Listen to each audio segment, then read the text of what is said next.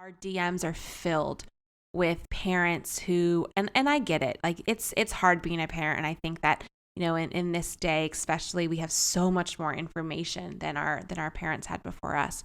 But I just wish that parents didn't stress perhaps so much on the things that really don't matter as much, and are sort of taking that long view approach instead of that day-to-day, meal-to-meal hyper focus that I think kind of takes a lot of the joy out of feeding. You are listening to Veggie Doctor Radio, and this is episode number 151. Welcome to Veggie Doctor Radio. I am your host, Dr. Yami, board-certified pediatrician, certified lifestyle medicine physician, certified health and wellness coach, author, speaker, mother, wife, and human being.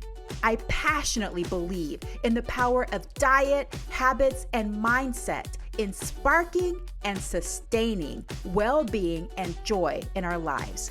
This podcast combines expert interviews and thoughtful monologues to explore plant-based nutrition, lifestyle medicine, parenting, mindset, and other exciting and fun topics. I hope that these episodes inspire you, uplift you, and equip you with the knowledge and tools to live your best life. Are you ready to get started? Let's do it. Well, hello, veggie lovers. Welcome back to Veggie Doctor Radio. I have a really great episode for you today, especially if you're a parent and you want to learn more about micronutrients and how to feed your plant-based baby and toddler. We have on the show today Whitney English and Alexandra Caspero, who are registered dietitian nutritionists, and they are going to be talking about their new book, The Plant-Based Baby and Toddler. Just a reminder that the information on this podcast is for informational and educational purposes only, so it's not meant to replace careful evaluation and treatment by your healthcare professional. So if you have concerns about you or your child's eating, nutrition, or growth, please talk to their doctor. So Whitney and Alex are registered dietitian nutritionists, certified personal trainers, moms, and the founders of the Plant-Based Juniors community. PBJs is your complete guide to plant-based prenatal and pediatric nutrition. They are authors of First Bites, the predominantly plant-based pregnancy guide, and the Plant-Based Baby and Toddler. Now, this new book, The Plant-Based Baby and Toddler, is set to be released May 11th of 2021, but you can pre-order now. Pre-orders are open wherever books are sold, but if you go to their website, Plant-Based Juniors, you can get bonuses if you pre-order. So you're going to get 5 extra bonus recipes, but also what's even more amazing is that they have arranged for discounts that can add up to hundreds of dollars. So essentially, if you're going to buy some of these things already, like some supplements, special gear that you might need for feeding your baby, like bibs and plates and those kinds of things, then the book is going to essentially pay for itself. So go on over to plantbasedjuniors.com. Go to where it says books and the first one, The Plant-Based Baby and Toddler, and it'll take you to the page where you can sign up for your bonuses. So pre-order now. Book is not released until May 11th, but if you pre-order, you get extra goodies. So if you're going to get the book anyway, do it now. Get on the pre-order list. You're going to love this book, especially if you have a baby or a toddler, are planning to have a baby or a toddler. So if you're a pregnant plant-based mama, this book is for you as well. So what do we talk about in this interview? We talk about why they wrote this book, why they're raising their families in a predominantly plant-based way, and what that even means, what they think parents worry about the most when it comes to feeding their kids, what is the biggest misconception about raising a plant-based child, what parents might worry about that is unnecessary when it comes to feeding their children. We talk about choline and we talk about vitamin A because those are hot topics right now in the plant-based community. And then we talk about what micronutrients they recommend supplementing and how we can find out more about that. They have a special free guide through their website as well, and how you can find quality and reliable supplements, and, you know, lots of great positive tips. I think if you are a plant-based parent, you're going to leave this episode feeling good, feeling reassured, empowered, and knowing where you can find the information so that you can raise your plant-based child in a confident way, not worried that they're going to be missing stuff, and, you know, cover your bases. So without further ado, I can't wait for you to listen in to my conversation with Whitney and Alex from Plant-Based Juniors. Whitney and Alex, the very famous, wonderful, fantastic, amazing Plant-Based Juniors dietitians. Welcome to Veggie Doctor Radio. Thank you. What a so nice intro. Thank you. Well, I do feel like y'all are superstars. I mean, for real. Okay, I'm just going to say, Same. You're both beautiful, and all of your children are all beautiful. And, you know, just everybody's so photogenic, and the food. Like, my question is, before we get into the rest of these very important questions, which one of you is willing to adopt me as your child so that I can eat the food that you feed your kids? Because I would be totally happy with that. Okay, you're going to want to move in with Alex. Well, the yes, expert that's chef. probably true. But also, I was going to say, you don't know what we do to our sweet children to get them to smile. Like, the behind the scenes is also comical for the photo shoots we do, where it's like, I mean, yes. So A lot your of the kids time are like, it looks like they're "Another smiling photo, and laughing, no, and they're Mommy." actually bawling. You should totally do a behind the scenes, like what it took to get this picture of your. Oh, Yes. but they're so cute. The though. bribing. Oh, I love them. And It's their so little funny. I actually hands. sent a picture to Alex once, and you know how you can hold it down and you can see what was like actually happening, and it's like me running into the frame, like shaking Caleb so he'll smile. She's like, oh, that's how you get him to smile. But it worked, and it was a cute photo. So So it was worth it, right? yeah, We do a little these are the gallop into secrets. the frame. The secrets of PBJs. I love it. I love it. Okay, so you guys just wrote a fabulous book. I'm so honored to have been able to read a version of it. What a great resource. Thank you so much for writing this. I want to hear from each of you. Why did you write this? I know that it was many years in the making. So tell me how this idea even started. Yeah, Thank you. I think that, I mean, honestly, it was the book that really is the reason that PBJs exists. You know, it was the resource that Whitney and I were looking for and couldn't find. You know, when we both became pregnant and were starting to really think about raising our kids, we felt like the things that were out in the market currently were either, you know, something that was like, don't worry about it. If you're plant-based, you don't have to worry about a thing. Everything kind of takes care of itself.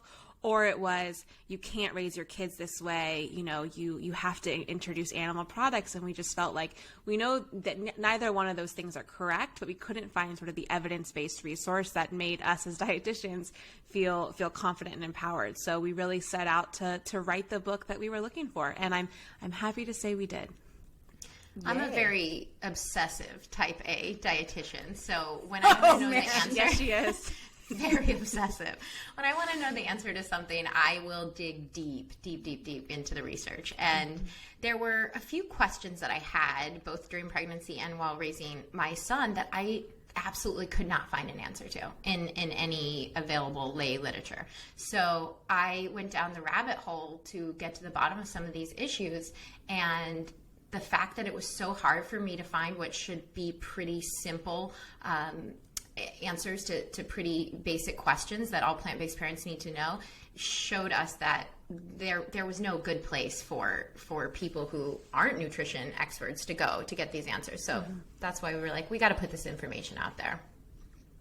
Do you feel like the personality type of a dietitian is like that anyway? Like, do you feel like Yes. dietitians like numbers and like, you know, like you're a little bit more High strung, Detail-oriented. Detail oriented, yes. 100%. which is good. I'm glad you exist. I'm glad you exist. Somebody's and gotta so do. thank you for doing that background work for us, because I'm not that kind of person. So, okay. So let's take a couple of steps back couple of steps back and talk about why each of you have decided to go down this road anyway for yourselves and your own families and children.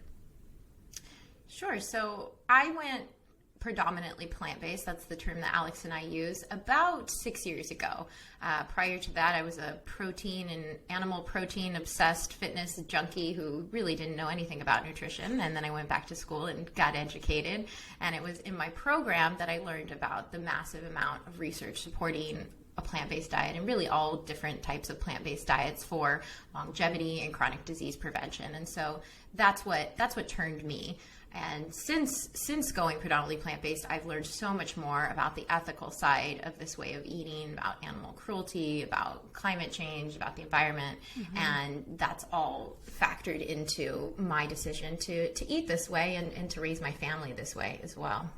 Yeah, and I'm pretty similar. I mean, I've never been a huge meat eater. In college, I sort of dabbled in vegetarianism in high school, and then really in college is when I decided to stop eating meat. And funny enough, when I met my husband, you know, his parents are dairy farmers. He's from Wisconsin, and so, you know, when I met them, I mean, I think my mother-in-law was like, "Wait, you don't eat what?" You know, she had no idea what to do, and my husband was, you know, very heavy, like, meat and protein, meat and potatoes sort of person. And over the years together, I mean, that was, 14, 15 years ago, we've both sort of adapted this way. He now has completely cut out all meat. So it's a little bit of cheese. But anyways, I knew from that it was sort of a no-brainer that we would raise our kids this way. Just sort of for all the reasons Whitney said. I feel like, especially at this time in this life, we can't just focus on human health, but planetary health is also so important, and especially sort of raising this next generation. It just feels like, this is so aligned with what I believe and also the world I want to leave for my children. So this is the right path for us.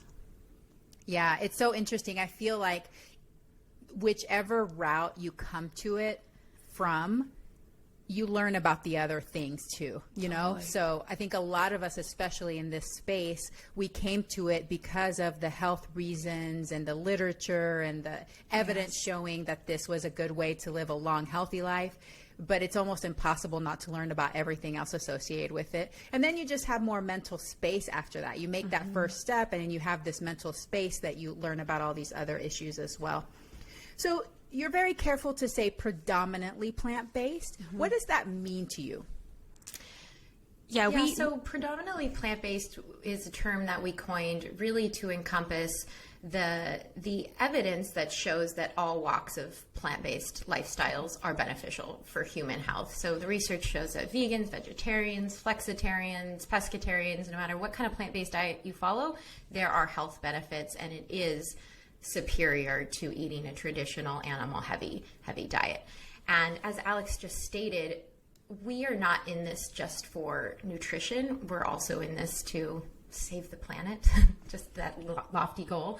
And again, the research really supports that we need everybody eating less animal products. We need everyone to reduce their meat intake. So while we totally commend people who can make the jump to a fully plant-based diet or a vegan diet, which is an ethical term actually, instead of a nutrition term, we want to be as inclusive as possible to really make that global change, to really get more people on board. Because if we're going right out the bat and suggesting people go completely plant-based, it's just not as successful from what we know from studies of diets, that people who take a black and white approach to most eating patterns often are unsuccessful in the long term. So, we think a slow approach, like you just detailed, making baby steps, adding to your breadth of knowledge about the topic, and going as far plant-based as that takes you,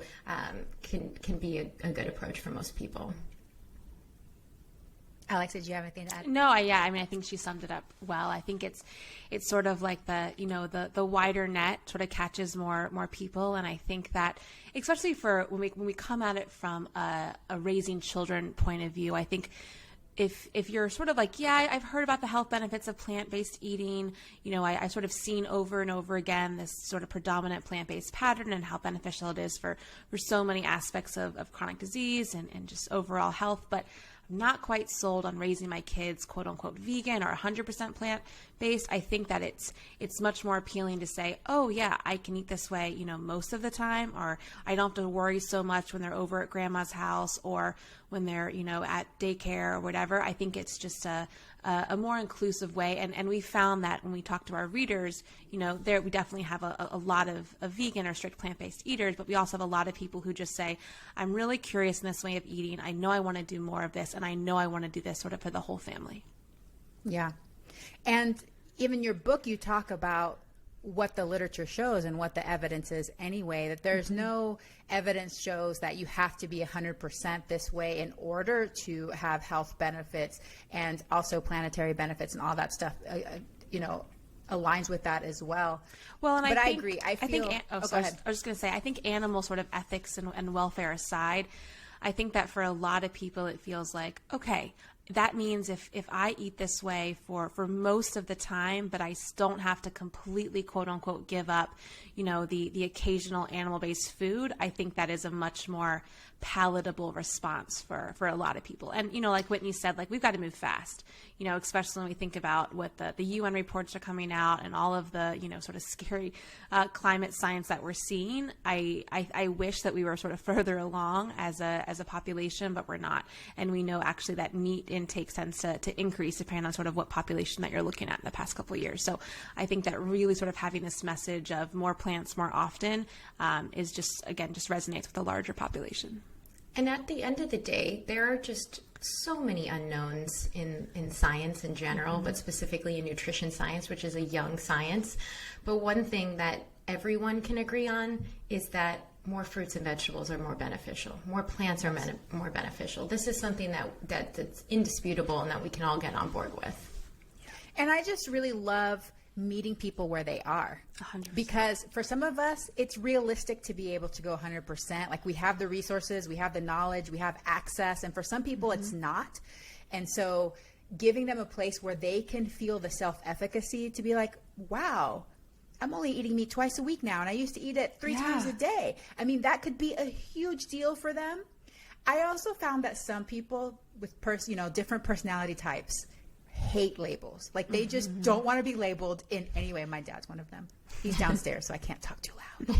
But anyway, he doesn't want to call himself any of those things. And so some people may just be like, I don't eat much meat, or I eat a lot of plants, and they don't really want to say I'm plant-based or I'm vegan or I'm any of these terms, reducitarian, pescatarian, whatever. Yeah. And so I think we have to realize that everybody's different, and how can we create something so that we can reach common goals for our health, for the planet, for the animals, and just for happiness and well-being. Yeah. So I'm all about feeling good. It takes the factor of shame out of it.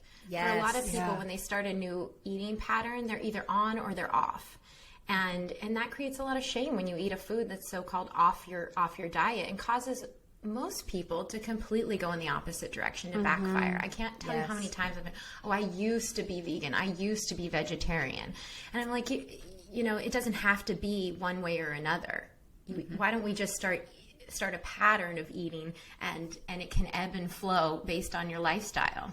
Yeah. Yes. I love that so much. It's so true.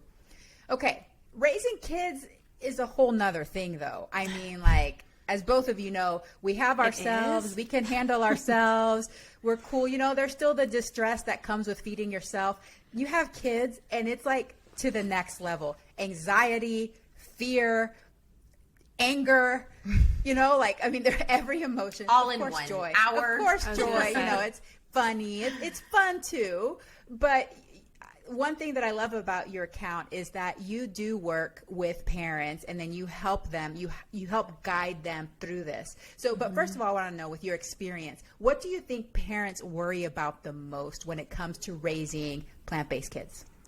I think it's the same as if you're raising omnivore kids. I think sometimes we we take this line of like, well, if you're plant-based, if you're omnivore, but a lot of times the concerns, especially the nutrient concerns and just parental concerns are the same. And that is making sure you're raising your kids, quote unquote, healthy, right? And there's a lot of ways that can be, but I think that so many parents, and I think especially, when we look back on sort of our own childhood, we have so many parents who will say things like, I was so picky for so long, I don't want that for my child. Or, I ate this way for so long and I don't want that for my child. And I think a lot of times it's sort of that course correction, but also just, how do we sort of get them started on the right foot? And I think that's true for an omnivore or a plant-based parent. Mm-hmm. And what do you think the biggest misconception is about raising plant-based kids specifically? I think one of the biggest irrational fears that we hear is that they're not going to get enough protein. Would probably be one of the top concerns. And I don't know if you've covered this on the podcast before, but that's just a ridiculous claim when you look at the nutrient composition of plants and realize that protein, all 9 essential amino acids to be specific, are found in really every single whole plant food, and that it takes a mere 2 cups of soy milk to meet the protein needs for a 1 to 3 year old toddler, and that's without even taking into account their food for the day. So that's one that we get a lot, and then other various nutrients. Yeah, I think the other thing, and I kind of alluded to it in the beginning, but I do see this a lot in the plant-based community, is this idea that, if you're plant-based, you don't have to worry. And I think that one thing that we try to really talk about with parents is, look, well-planned diets, every child needs to be on a quote-unquote well-planned diet, right? I mean, just because you're eating McDonald's and, fruit snacks doesn't mean necessarily you're getting all the nutrients you need because you're including animal products. But at the same time, just because you're eating a more plant-based diet doesn't necessarily mean that you're getting all of the nutrients you need either. And I think sometimes we really try to educate around the idea that supplements are not 4-letter words, especially if your child is not eating certain things. A lot of our foods are naturally fortified, and if your child is not eating those things, you need to find either a plant-based fortified source or a supplement, and that does not mean that you are not doing it quote unquote right. But we do need to be aware of certain nutrients, and they can be harder to find, especially with smaller bellies and smaller preferred appetites, right? I mean, my son's not going to eat 3 cups of broccoli a day to get all of his calcium from that, even though he could if he was, if he was willing to do that. He's just not. If I can get him to eat a half cup, that's a win. So, not being afraid of fortified options, just to make sure that you are getting the nutrients you need. And that does not mean that you're quote unquote failing or that you're doing it wrong. It just means that you're being a really good advocate for what your child needs. Yeah, and recognizing that even omnivorous diets have supplementation involved, whether you know it or not. Whether it's that vitamin D that's fortified in the cow's milk that you're providing, or the iodine that got into that cow's milk one way or another. So I love that you guys brought this up, because when I started my Nutrients of Concern series last year, I went over fortification because it's been part of the American food system for so long that we take it for granted and it's invisible to us, right? Yes. And what I didn't realize, because I live in the United States, is that not all countries do this, but we've been doing it since the 1920s, and putting things into food that we just assume would have been there, and it's not. Vitamin D is a good example, iodine's a good example, but even things like iron that I know you guys talk about in your book. So I think it's important for people to know that, because otherwise there's this whole it's natural, it's not natural argument, which I think is kind of moot anyway. Because there's a lot of things that are natural, including death when you're a baby, what I'm saying? So we don't necessarily always want to do what's natural. Sanitation. We have an entire section in our intro that covers that whole argument about it's not natural, and we go through one by one talking about the specific nutrients and what their natural origins are. And the ultimate conclusion that we come to is that, like you said, it's a moot point. Does it matter if it's natural or not? Nothing in our modern society is natural anymore. What matters now is that it's doable, it's sustainable, it's healthy, and it's beneficial for both people and the planet.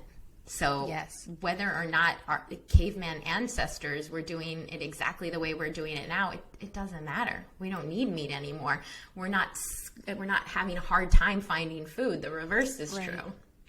Yeah, I don't think I want to go live in a cave right now. I love air conditioning. I love it.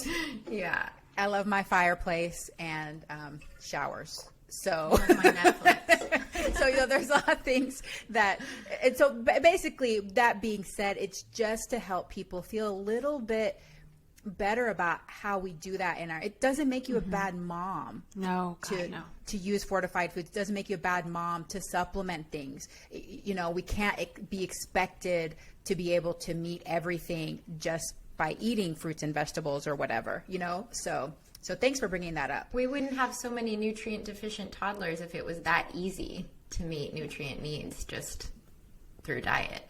Yeah. Okay, let's talk about, as far as like other things that you see that parents worry about. You kind of touched on this, Alex, that, kids sometimes don't eat very much or eat more some days than others. Do you find that parents worry unnecessarily about how kids eat or how kids eating changes over time?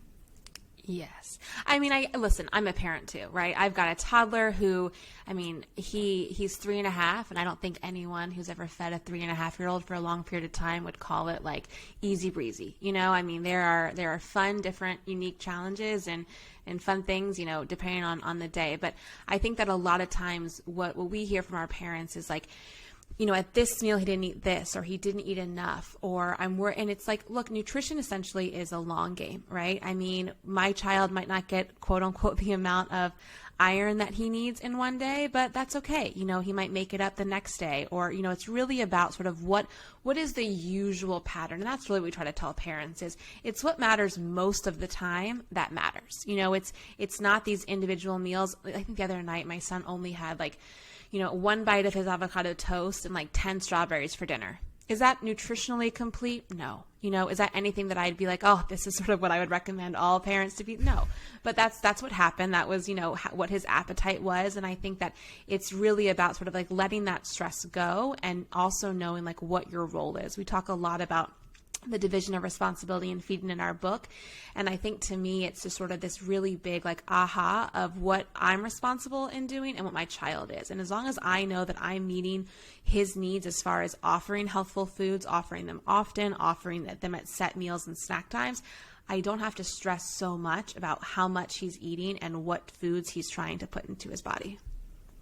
Yeah, you really got to take a global perspective. Take a look back at the totality of the diet.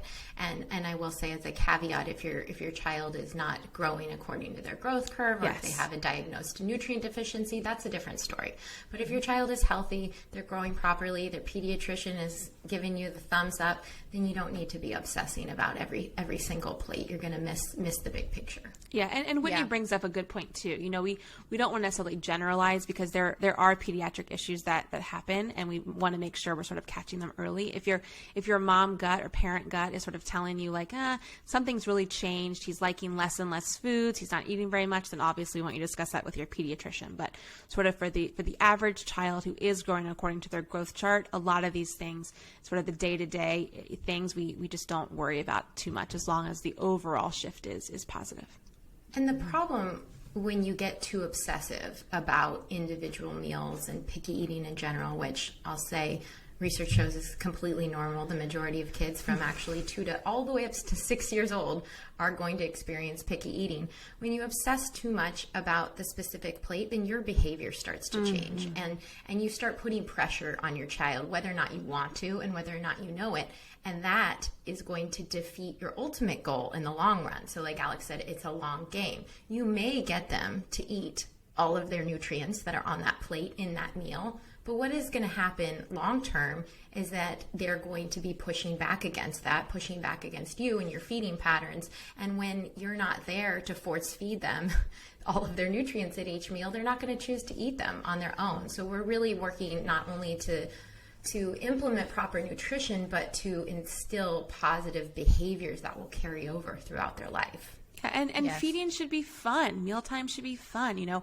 I can't imagine any of us want to sit down with someone who's, overly anxious about what we're about to eat, or look at us every time we put something in our mouth and say, did you like it? Do you want more? Is it good? I mean, that's awful. That's not a positive experience. And so I think that if we can just sort of say look, let's step back, let's let your child sort of play and explore and have those experiences when it comes to feeding, yes, it's about nutrition, but also healthy eating is also about your sort of, healthy relationship with food and enjoying coming to the table and enjoying those foods and not feeling like, oh yeah, my mom always used to make me eat that. That sort of comes into that power struggle and rebellion. And I will acknowledge that you may have to become an actress because, as I said in the beginning, I'm an anxious type A dietitian. And so I might want to cheer every time my son tries a veggie that he wouldn't before, or cringe when he completely throws a meal off his plate. But, I got to keep that stone wall face going, not let him know what's going on underneath. Yeah. And I tell parents, because it's hard, we're all moms here. So we know that sometimes that mom look comes out. So I tell moms at the beginning when they're practicing this, sometimes you have to get up from the table and be like, oh, I forgot something in the kitchen, and go take a deep breath and come back, And we're not saying this is easy. We're in there too. We know, God, there's so many times I just want to be like, eat it, just take a bite. But, I just have to not. And so I say that meaning like we know this advice is sometimes harder to implement than it sounds, but it really is the best approach. But also for each mom to give herself grace. My kids are already 11 and 16, and it does not completely go away. I'm sorry to tell you guys. So, but it gets easier, and with practice, you get better at it. But I say the same as y'all. What I tell my families is it's not meal to meal or even day to day. It's more week to week and month to month. The overall structure, the overall balance, the overall intake of your diet. Because as a pediatrician, I know how many things changes appetite too. Like when kids get sick and they get a cold, parents freak out. They're not eating. It's okay. It'll rebound. Just keep them hydrated. I say it all the time. Then their appetite comes back and they're just like monsters. Like they're putting stuff down. And when they go through growth spurts, when my older one went through a growth spurt, I didn't know how to keep enough food in the house, like so much intake. So some of that is about trusting them. Yes. And that's where that division of responsibilities, intuitive eating, but also going back and learning how to trust ourselves. Yeah. Because the more I've learned how to trust my own appetite, the more I've realized, during the month, as my cycle changes, there's some days I'm not that hungry, and some days I need to eat almost twice what I did the day before. And it's not because there's something wrong with me. It's because that is what my body is asking me to do. Totally. Our kids do the exact same thing. So whenever you start tuning into your own body, you realize it fluctuates. And that's why their appetite fluctuates too. Or if you're just like really active one day, and you know how kids are, they never stop, So yeah, Alex and I talk about this in the book. Like, you can't give your child what you don't have yourself. This is Alex's favorite quote. It is my favorite. If you don't have a positive relationship with food yourself, you're not going to be able to give that to your child. And we have a whole section about different parenting styles and how, we were both raised with authoritarian parents. We love you, moms, but they were authoritarian, and they pushed the fruits and veggies on us. They were very obsessive, and we're working to course correct and not implement that same type of tactics ourselves. Yeah. And it's all done through love, right? I mean, I think we all do the best we can with what we have right now, and in the past our parents and grandparents did, and we just learn a better way, and we practice a better way, and we do the best we can moving forward. That's all great information. Thank you so much. Well, let's move on to a couple of nutrients that I want to hear from my type A detail-oriented experts, please, so that I know how to answer these questions the next time I get asked on a podcast. So the first one is choline. Why is this a concern? Since when has this been a concern, and what do I need to be worried about? Because I don't even know what to worry about when it comes to choline. Of course, we know studies with eggs and TMAO and all this stuff. So tell me what we need to know about choline, when we need to worry about it. There's still so much to learn about choline. It only kind of popped up on the map in the past 10 years, and the bulk of the research has been funded by companies that make choline supplements. So choline is a B-like vitamin. It's really important for baby's brain development. We know that we need it in pregnancy and while breastfeeding, and really during those periods of rapid brain growth. But there isn't a whole lot of research on it, and some of it's conflicting. Some say that it doesn't really matter what you eat in your diet, that the same levels are maintained in the breast milk. Other studies show that about 50% of pregnant women, regardless of their diet, are not consuming enough choline. And then there's the issue that you talked about, which is this paradox with choline, where we know that it's beneficial for brain growth, but there's also studies in adults showing that consuming choline, choline is transformed by our gut microbiome and then by our liver to this carcinogenic molecule called trimethylamine oxide, TMAO. So what do we do with all this information? Alex and I, we did what we do, and we did a deep dive into the research, and what we've come to our conclusion is that yes, choline may be potentially detrimental, specifically from the food sources that it's found in animal products, eggs later in life, due to these associations with TMAO and cardiovascular disease. But it's so important for prenatal health, breastfeeding, and early childhood that we do want to prioritize getting it in your diet, either via whole foods or via supplements. And because of that, a lot of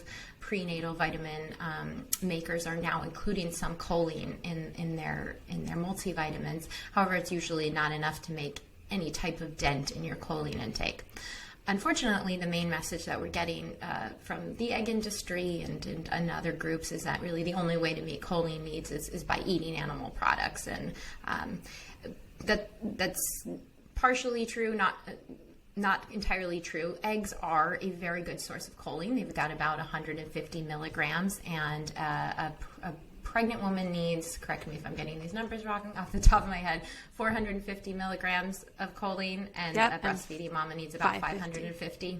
I might be slightly off on those. Right. But so you can see how eggs would be a helpful way to meet that. But there's choline widespread in all plant foods, at least small amounts. And certain foods like tofu or soybeans specifically, for example, or wheat germ are a very good source of choline. What throws a wrench into all of this and complicates is that choline is not a part of, choline amounts in foods have not been integrated very well into the USDA nutrient database. So we actually don't even know the choline content of all foods. So that it makes it really complicated to make recommendations on what foods to eat and what foods don't have choline. Yeah.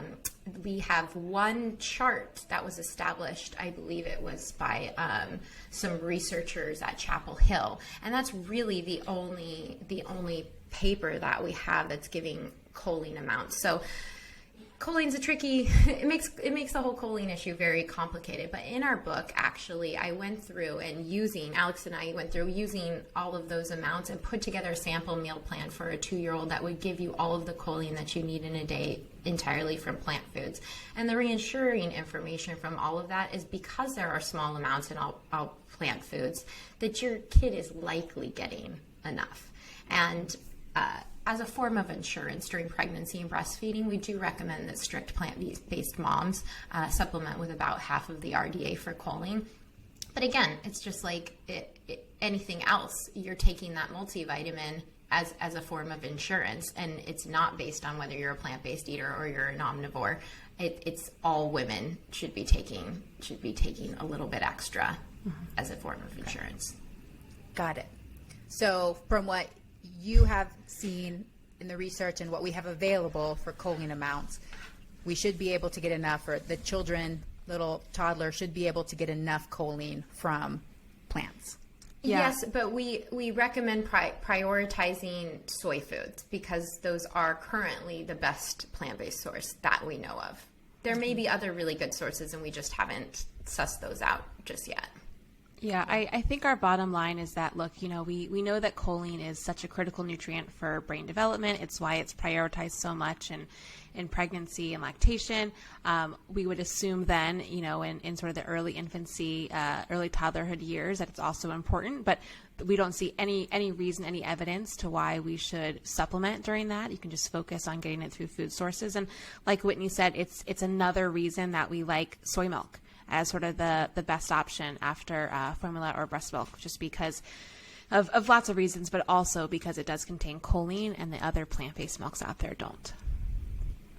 Okay. And there's really no research on choline deficiency in children. Yeah. So there's nothing that we can go off of right now to make definitive recommendations other than just saying, try to eat a varied plant-based diet that includes soy foods. And I just want to clarify this too, because sometimes we'll get a follow-up question.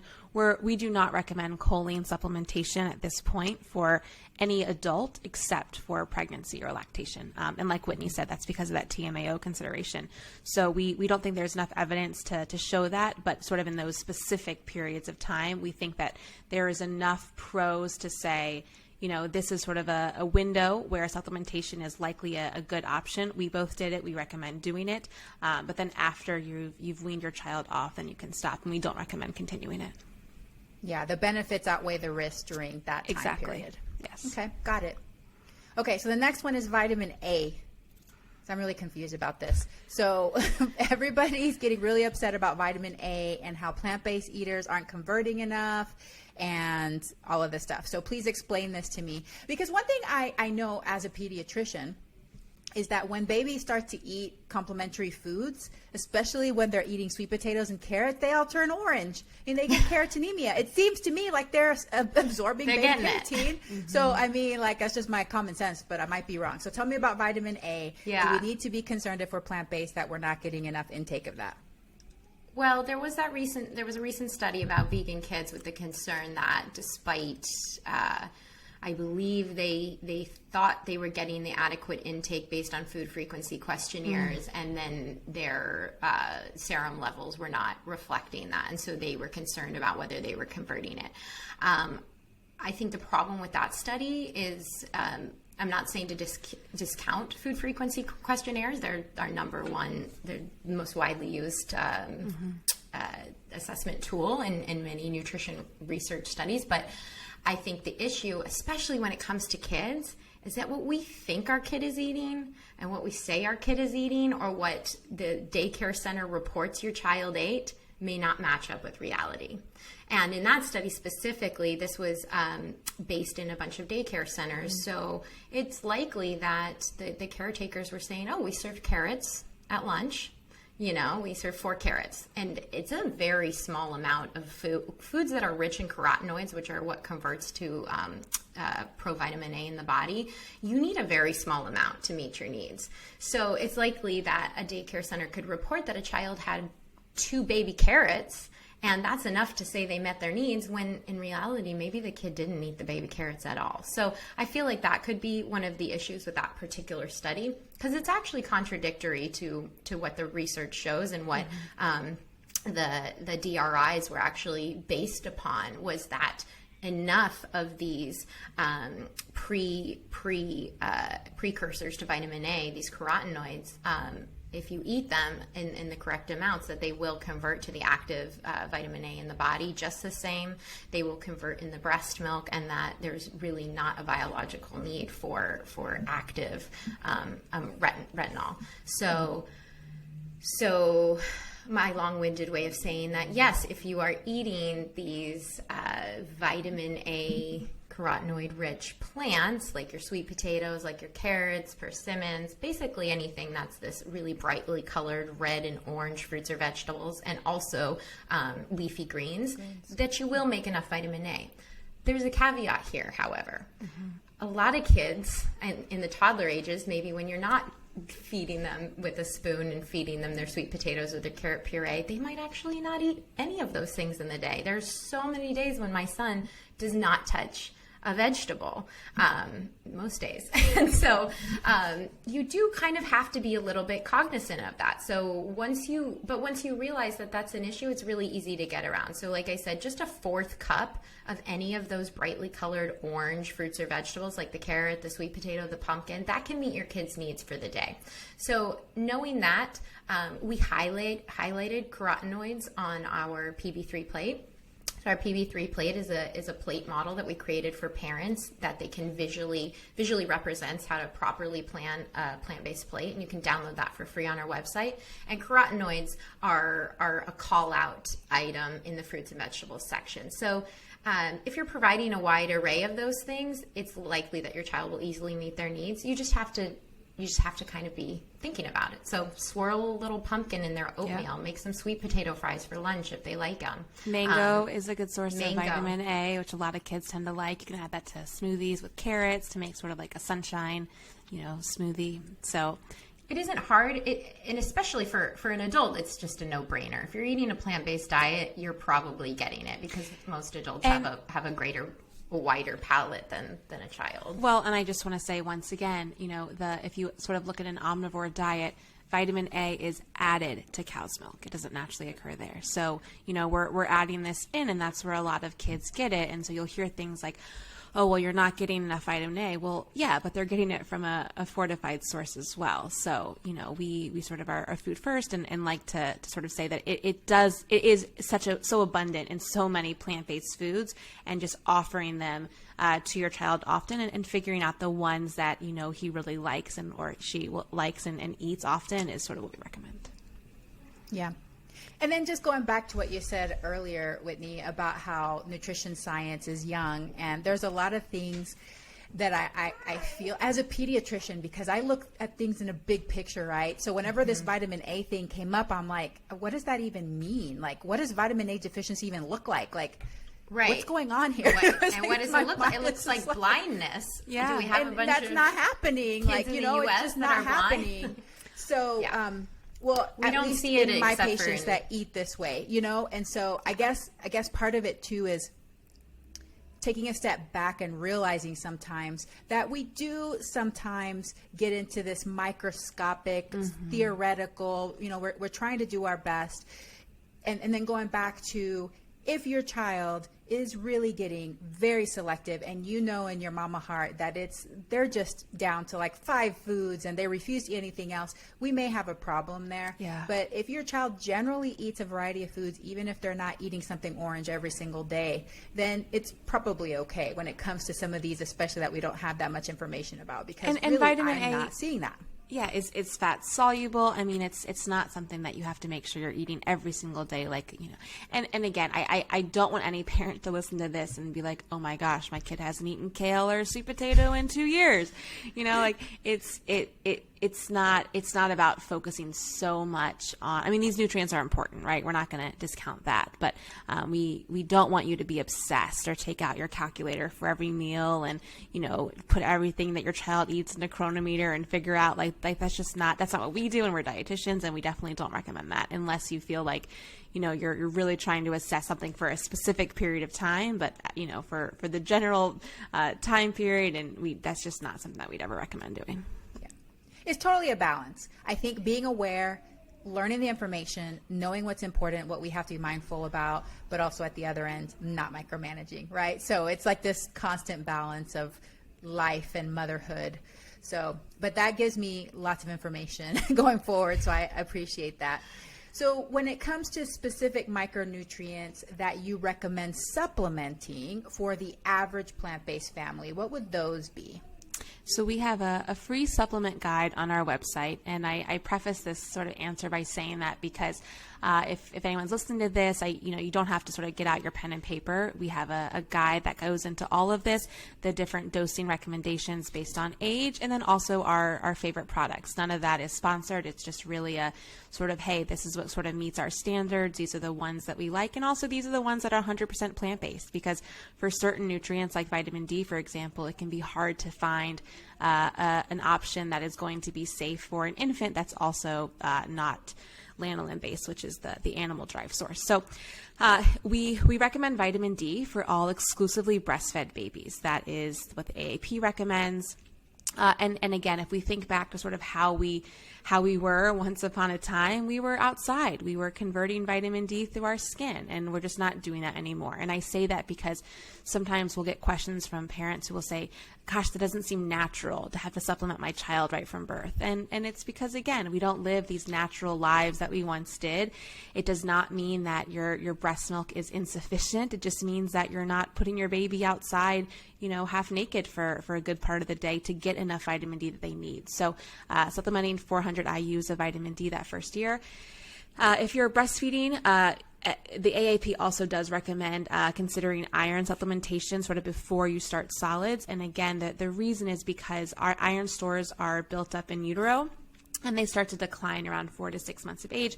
We start to introduce solids around there, but if your baby's having a hard time eating perhaps, or isn't catching on to starting solids, you may want to consider talking to your pediatrician about an iron supplement to help boost that level. And then if you're formula fed, they will get the iron they need through that source. And then after the nutrients we're really concerned about, specifically for plant-based eaters, are B12. B12 is only reliably found in animal-based foods. It is found in some fortified foods. Our hesitation with recommending a fortified option for that is that, as we just mentioned a few times in this conversation, kids' appetites and preferences change so much. Sometimes my kid is scarfing down smoothies and other times he doesn't want any milk. Well, if I was only relying on the B12 in that fortified milk product, there are some days where he just wouldn't get enough. And so we just think it's sort of a more conservative option to offer B12 daily. There is some good enough research, I would say, to say that we feel comfortable recommending, adults to sort of supplement with larger doses weekly or biweekly, but we just don't have enough of that evidence for kids, and therefore we recommended daily supplementation of B12. Vitamin D continuously. Again, you can find that in fortified foods, but depending on how much milk perhaps your child is drinking, you may not be able to get enough depending on the brand. The other thing we do recommend is half the RDA of iodine. And again, if we think about where iodine is typically found in an omnivore diet, it is in milk, but it's not naturally occurring. The reason iodine is there is because of the way that we sterilize the milk udders and the equipment that we use to milk cows. And that iodized solution gets into the milk. So it's not naturally occurring, but that's how it gets in there, and that's how most omnivore children get enough iodine. Iodine is also found in better amounts in seafood. But if you're not eating either of those things, then we do recommend half the RDA of iodine, and that's also because there is iodine in some plant-based foods. And then lastly, the other thing that you may want to consider is DHA. Whitney and I both believe that there's enough research to sort of show that there is a positive benefit for supplementing with DHA the first couple years of life. After that, the results are really mixed. And we say that also because we know that DHA tends to be a more expensive supplement compared to the others. And so that can be an expense for a lot of families.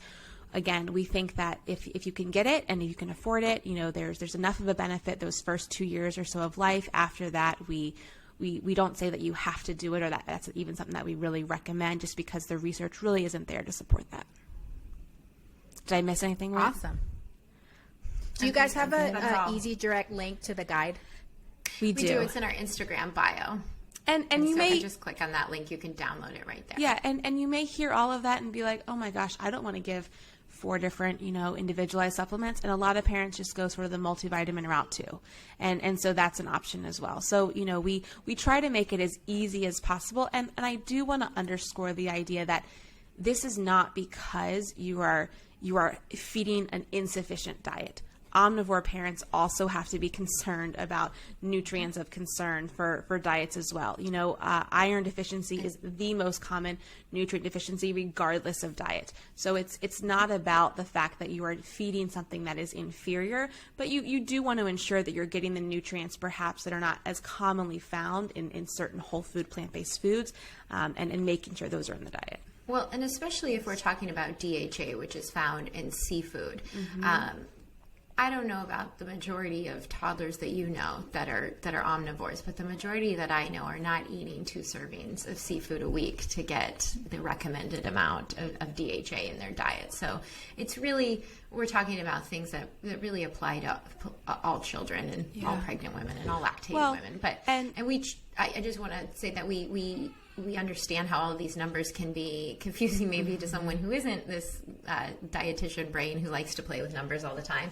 And in our book, we actually have a tear out, create your own supplement regimen that's like a kind of create your own adventure where you can take into account how much milk your kid is drinking, for instance, fortified milk, and figure out what supplements that you should be providing and what amounts. And you can take it with you to the grocery store and make it real easy. Mm-hmm.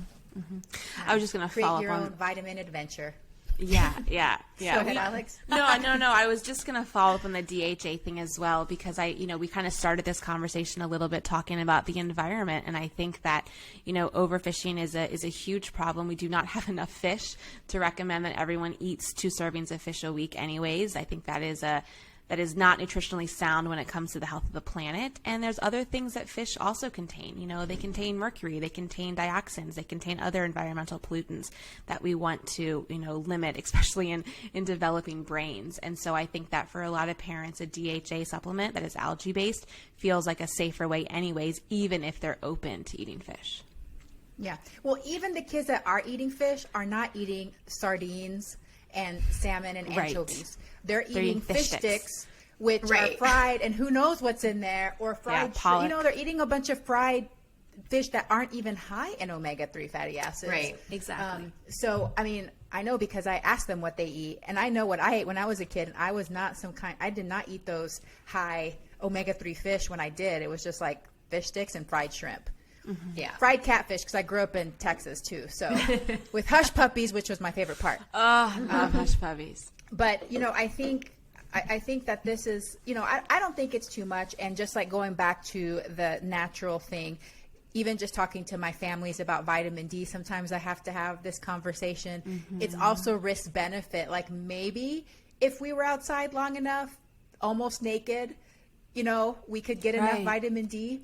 Here where I live in Washington State, where our latitude is, in the winter, you would have to be outside, arms and legs fully exposed for 2 hours in the middle of the day to get enough vitamin D conversion in your skin. Who's going to do that? No, but even if in the summer when it's warm you would do that, hello, sunburns, so it's like, so we're trying to balance. What do we want long term for our bodies? I don't want wrinkles. I don't want skin cancer. So I'm going to wear my sunblock. I'm going to wear my sleeves, and I'm going to take my vitamin D, so we kind of have to make some of those choices as well. So this is really great.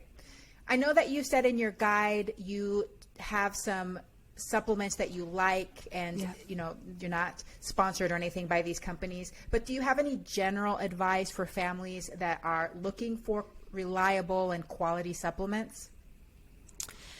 Yeah, I think the big thing that we look at is sort of ignoring what's on the front of the label. There are a lot of marketing claims that sound really good, right? Like, we see things like immunity or brain health, and I get it, right? Who doesn't want your child to have a more heightened, perhaps, immune system, or more better brain health, right? Like those are all sort of buzzwords, but I think really sort of turning over the label and looking at exactly what's in it is a good guide. In our supplement guide, we do sort of break down like what to look for, because just because a supplement, let's say, has B12, a lot of times it's not enough, or they have vitamin D but it's only 25%. If the reason that you're taking that multivitamin is to get enough of these sort of key nutrients, well, then you want to pick an option that you're not having to sort of double up on other things with. So that's the first recommendation I will say. And then for our strict vegan parents, I will also say, just sort of perhaps if the sourcing isn't really clear on the bottle, or they don't have that, cruelty-free or vegan label on it, to reach out to the manufacturer. They're really usually easy to DM on Instagram or email and just sort of say, hey, what is the source of this? Because we know that formulations change often, especially with, price changes in the market and sourcing. Sometimes your favorite supplement can perhaps change. And so if you're curious about that at all, but you don't see that label, then we do recommend reaching out. And the reason I say that is because we've noticed over time certain ones that we recommended have changed their sourcing, and a lot of that is just due to pricing. And then sweeteners. That's the other thing I would say. A lot of kids' vitamins, especially the liquid ones, are going to have some type of added sweetener. It's hard to find ones that are very limited in added sugar, or that don't use, sort of questionable artificial sweeteners. Yeah. And I think that's a balance too, because what I tell my families is, doesn't matter what vitamin you have if your kid's not going to be willing to take it. So you have to kind of find one that they're willing to take. I will preface that by saying a lot of the ones in our guides do have some, I think, like stevia or monk. We're not against it. We're just trying to find the ones that are not, candy-ish. Honestly, there's nothing that's perfect out there. Right. This is a big gripe that Alex and I have, and Hopefully one day there will be. PBJ supplement will make it. I mean, hint, hint. And that's why we made this guide, really, is because people asked us so frequently, and we're like, oh my gosh, I can't even give you like the long, huge answer that I have to this, which is that there isn't one that I love. Like, there isn't a multivitamin out there that has like the perfect amounts of everything we want. So we poured everything into this guide and explained everything about it. Next to all of our multivitamins, we say, needs a little bit more D, needs a little bit more of this, so that you know that you can kind of like take this information and then decide what works best for you. Yes. Like, I think, Alex, you provide a multivitamin, correct? I used to. Now that Van's older, I do individual ones. I do individual dosing because that's my obsessive brain where I like to like get all my tinctures out. But other parents might not. They just want to give a multivitamin, and we've got it explained in there because it is the way it is. And like you said, you got to do what works, what the kid's going to actually take, which you're going to remember to provide, what makes the most sense affordably. So Price the most important thing is that they get that supplement one way or another.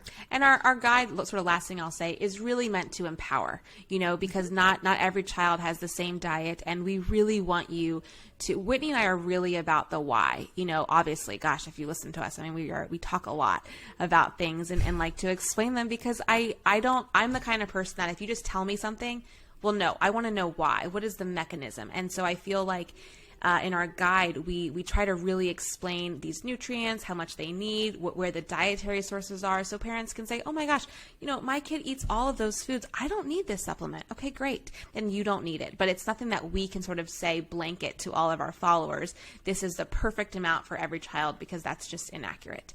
And so we really want to empower you as the parent to be able to say, okay, I want to do this, and here's sort of the guide that's going to help shepherd me through what options are going to be good for my child and which ones I perhaps don't need. Mm-hmm. I love it. No, that's such great advice.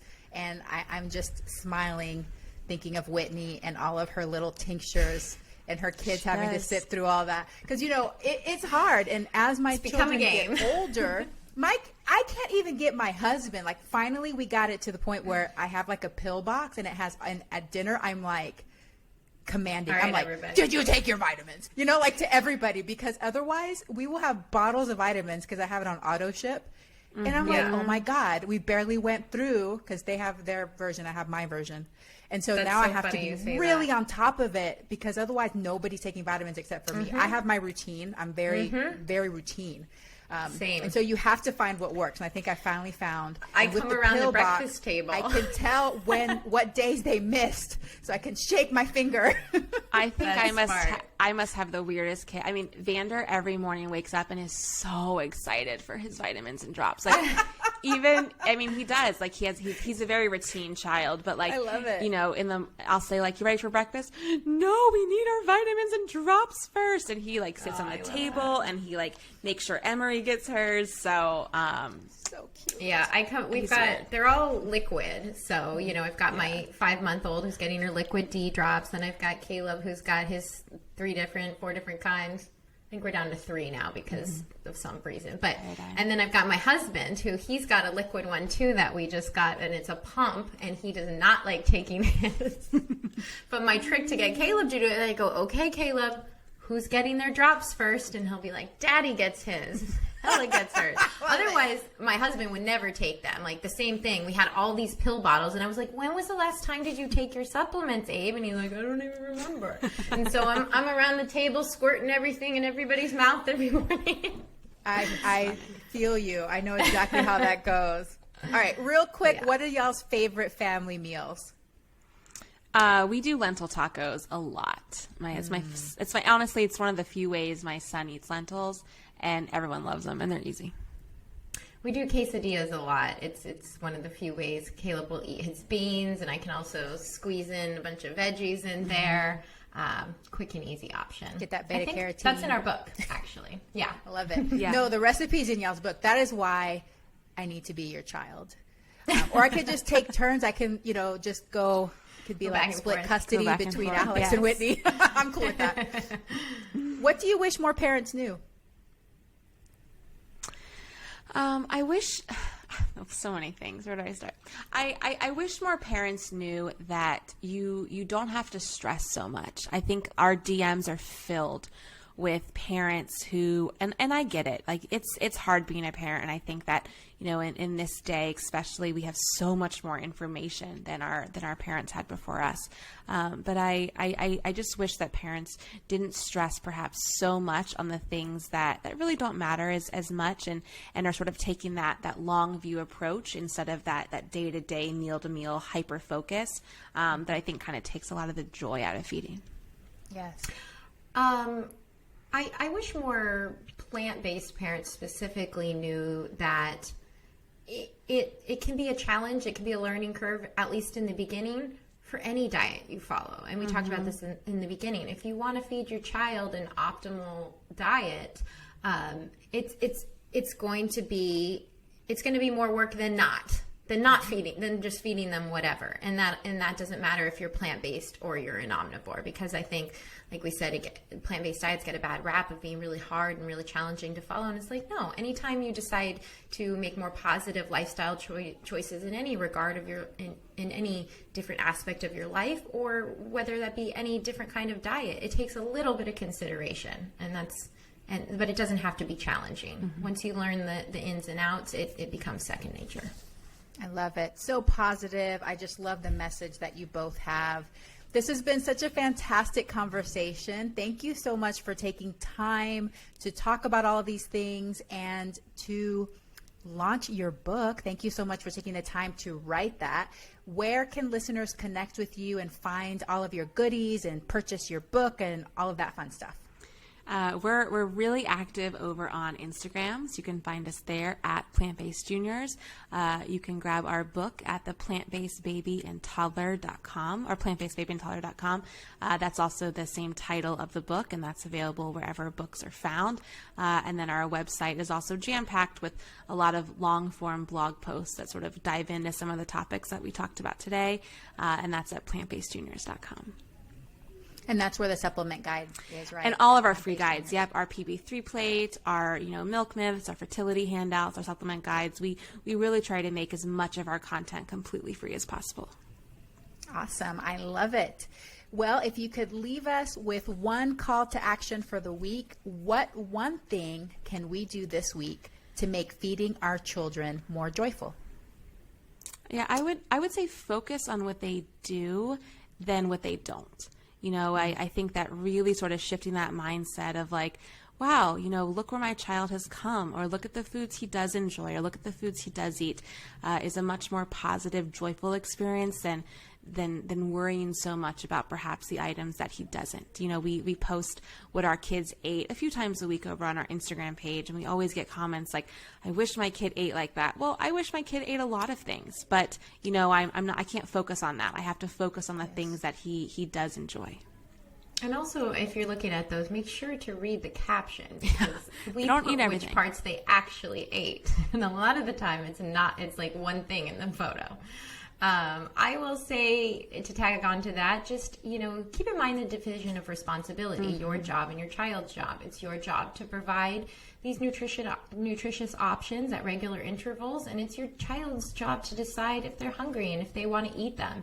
And just keeping that in mind can take a lot of pressure off of you, and feeling like you are not, if your child doesn't eat what's on the plate, that you're somehow failing, knowing that that's not your role. It's not your role to force them into eating food. So that helps me chill out and enjoy the feeding process more. Yeah, feeding kids should be fun. I mean, it's so wonderful. I love watching my kids eat and watching them. I love watching Emery eat too.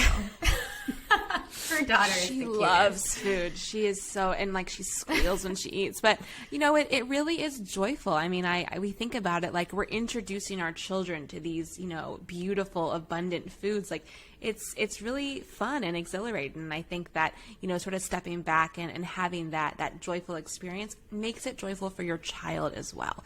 We want these sort of mealtime memories to be enjoyable and to be positive. Yes. Well, this has been fantastic, ladies. Thank you so much. And when is the book released? May 18th. May 18th. Okay, awesome. Well, thank you so much for everything. I will continue to be a super fan to all of your work. And I know that my listeners, if they aren't already, will be as well. And I hope to see you soon again. But until then, have a very plantastic day. Thanks, you. Dr. So Yami. nice talking. Hey, veggie lover. I hope that you loved today's episode. Will you take a second and do me a huge favor? Please subscribe to my podcast so that you never miss an episode. You're the reason I'm here, and I want to share it all with you. Thank you for listening, and have a plantastic day.